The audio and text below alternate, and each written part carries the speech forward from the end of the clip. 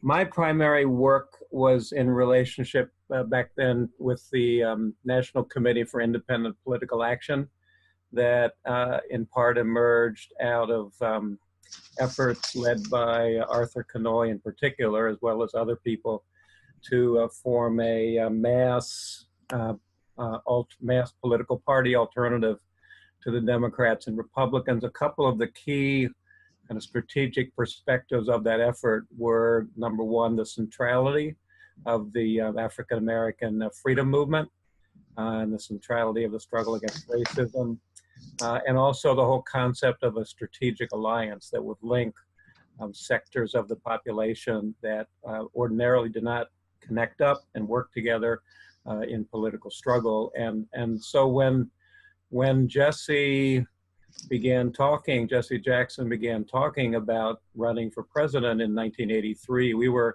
there was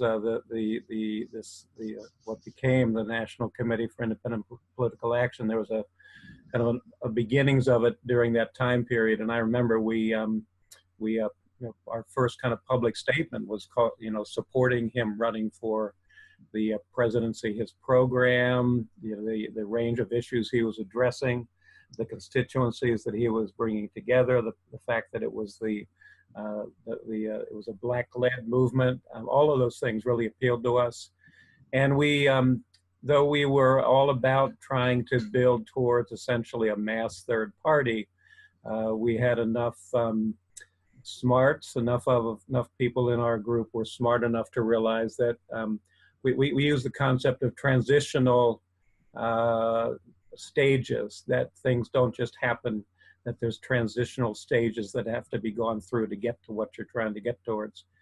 So we were very active in that campaign. We were active up until the March 1989.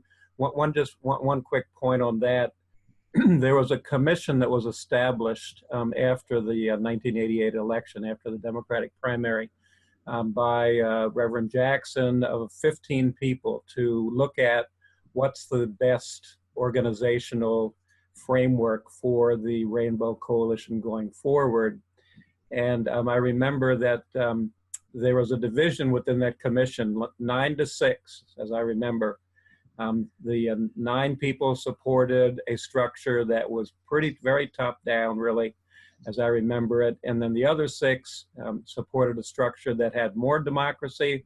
It still very much recognized, of course, Reverend Jackson as the leader of the Rainbow, but it was an effort to be more democratic. And I remember at that meeting in March, I wasn't there, but others were who I worked with. It was pretty bad.